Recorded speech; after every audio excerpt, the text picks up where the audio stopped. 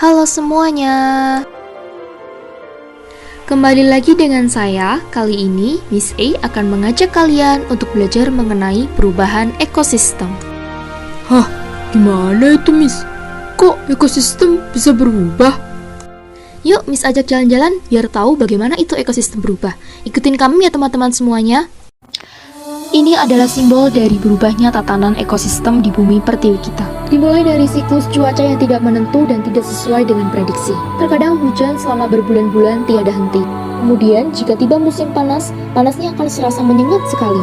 Selain cuaca, udara kita juga sudah tercemar dari banyaknya pabrik yang ada di Indonesia khususnya dan juga dari banyaknya kendaraan yang berlalu lalang. Dahulu kita masih bisa untuk menghirup oksigen dengan udaranya yang sehat. Dahulu juga sungai kita jernih sekali. Ya seperti sekarang yang sudah banyak tercemar akibat sampah rumah tangga. Apakah kalian tahu bahwa sungai di Indonesia dicap sebagai sungai terkotor di dunia? Selanjutnya, pemandangan hijau dari suburnya pohon-pohon yang dahulu masih dapat dengan bebas kita nikmati. Sekarang sudah tidak dapat berharap banyak karena banyaknya penebangan hutan secara liar. Padahal efek dari hal tersebut banyak sekali, seperti tanah longsor dan juga banjir. Oke, langsung saja. Di sini Miss A akan menjelaskan materi mengenai perubahan ekosistem. Materi pertama atau bab pertama yang akan Miss A jelaskan adalah perubahan keseimbangan lingkungan.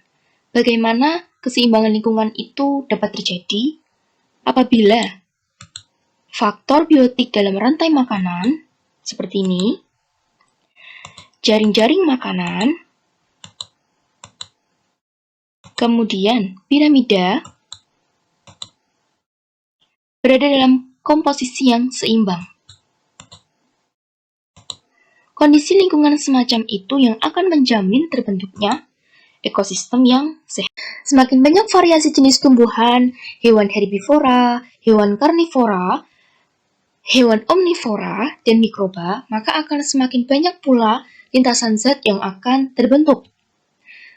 Apabila faktor biotik dan faktor abiotik mengalami perubahan, maka keseimbangan lingkungan menjadi terganggu. Keseimbangan lingkungan dapat terganggu karena adanya perubahan. Nah, contoh dari perubahan yang pernah terjadi di Indonesia beberapa tahun yang lalu adalah bencana alam yaitu banjir. Banjir yang sering terjadi di beberapa daerah di Indonesia yang terjadi beberapa tahun yang lalu itu terjadi karena adanya perubahan dari ekosistem lingkungan yang diakibatkan oleh alam sendiri maupun dari perbuatan manusia. Kemudian selain dari banjir, ada juga penggundulan hutan. Lalu yang terakhir adalah perburuan liar. Oke, kita lanjut ya. Apa itu kelentingan lingkungan?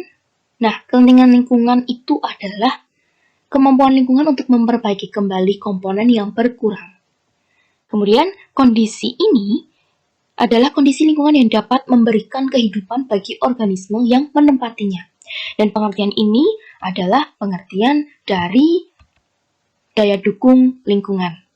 Pada ekosistem yang seimbang, semua populasi secara alamiah dibatasi oleh populasi organisme, sehingga tidak ada populasi yang tumbuh tanpa batas dan mendominasi yang lain. Setiap populasi pada ekosistem yang seimbang memiliki kapasitas yang maksimum dan minimum, yang selalu berkaitan dengan populasi lainnya. Pada kondisi seimbang, ekosistem kaya akan variasi komponen biotik dan abiotik yang memungkinkan perpindahan energi dan daur zat berlangsung secara lancar. Maka, bila ada perubahan apapun dengan sendirinya akan membentuk keseimbangan yang baru dan secara proporsional sesuai dengan perubahan itu. Hal itu dapat terjadi selama perubahan itu masih berada di dalam daya dukung dan daya lentingnya. Namun, bila perubahan ekosistem menyebabkan suatu komponen tidak berfungsi, maka aliran energi dan daur materi akan terganggu, yang pada akhirnya akan mempengaruhi semua komponen dari ekosistem lainnya. Oke, akan saya lanjutkan. Pembahasan yang selanjutnya adalah faktor dari penyebab keseimbangan lingkungan. Keseimbangan lingkungan dapat terwujud apabila adanya keselarasan antara faktor biotik dan abiotik. Kemudian, gangguan keseimbangan lingkungan alam dapat dibedakan menjadi dua. Yang pertama adalah faktor alami. Faktor alami yang menyebabkan perubahan keseimbangan komponen biotik dan abiotik diantaranya letusan gunung berapi, banjir, tanah longsor, dan ada kebakaran hutan. Kemudian kalau faktor dari manusia itu merupakan komponen biotik yang mempunyai pengaruh terkuat di biosfer bumi ini. Dalam upaya memenuhi kebutuhan hidupnya, manusia mampu mengubah lingkungan sesuai dengan yang diinginkannya. Misalnya dengan cara mengeksploitasi sumber daya alam tanpa memikirkan dampaknya. Kemudian pembakaran dan pembakaran hutan menyebabkan hilangnya humus tanah, ketandusan tanah, berkurangnya sumber air, dan rusaknya tatanan ekosistem. Kemudian ada contoh lain dari aktivitas manusia yang dapat menyebabkan perubahan keseimbangan lingkungan. Di antaranya adalah pencemaran sampah organik, penebangan hutan, penggunaan pestisida yang secara berlebihan, kemudian ada pembangunan permukiman seperti membangun perumahan yang mengorbankan sawah-sawah dari masyarakat setempat, dan yang terakhir adalah limbah industri. Oke teman-teman, kita masuk ke pembahasan terakhir ya dari bab perubahan ekosistem ini, yaitu pencemaran lingkungan. Apa sih yang menyebabkan pencemaran lingkungan itu dapat terjadi?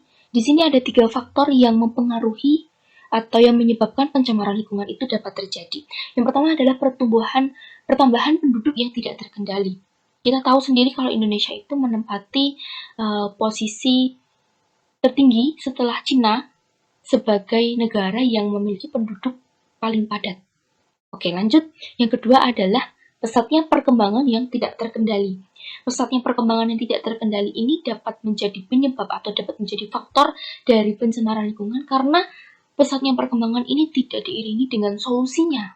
Begitu. Jadi menyebabkan hal tersebut menjadi salah satu faktor dari pencemaran lingkungan yang dapat terjadi. Kemudian yang ketiga adalah adanya polutan. Nah, selanjutnya adalah jenis dari pencemaran lingkungan. Pencemaran lingkungan itu dibedakan menjadi beberapa jenis. Di sini saya mengambil pencemaran karena air dan tanah kemudian udara. Oke, kita masuk ke pencemaran air dan tanah terlebih dahulu. Saya jelaskan tentang pencemaran tanah. Pencemaran air ini adalah pencemaran yang dapat terjadi karena masuknya zat-zat yang mengakibatkan kualitas air dapat terganggu. Kemudian pencemaran tanah itu dapat terjadi akibat masuknya zat atau komponen lain ke dalam areal tanah. Nah, pencemaran selanjutnya adalah pencemaran udara. Pencemaran udara ini disebabkan oleh adanya pembakaran yang tidak sempurna dari minyak bumi, batu bara, asap rokok, maupun gas-gas lainnya yang dapat mencemari udara. Kemudian kadar polutan di udara itu dinyatakan dengan ppm atau part per million. Apa yang dimaksud dengan ppm? ppm merupakan jumlah cm kubik polutan per meter kubik udara. Polutan yang dimaksud di sini itu dapat berbentuk partikel, baik padat, cair, maupun gas. Mungkin teman-teman bisa dilihat di sini ya, perbedaan dari partikel padat, kemudian cair, lalu gas. Kalau padat itu tersusun rapi ya, tersusun rapi seperti ini. Kemudian kalau cair itu sedikit berantakan, nah kalau gas ini sangat berantakan. Begitu, cukup sekian dari pembahasan perubahan ekosistem. Semoga dapat membantu teman-teman semuanya, dan semoga kalian dapat memahami apa itu perubahan ekosistem.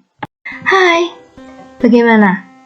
Seru kan belajar tentang perubahan ekosistem? Saya ada sedikit video yang sudah saya kopikan linknya, ada di atas ya. Ditonton ya, sangat bagus dan sesuai sekali dengan pembelajaran kita kali ini. Untuk itu, saya cukupkan sampai di sini ya teman-teman. Saya pamit. Terima kasih sudah menyaksikan video saya. Salam sehat dan sampai jumpa.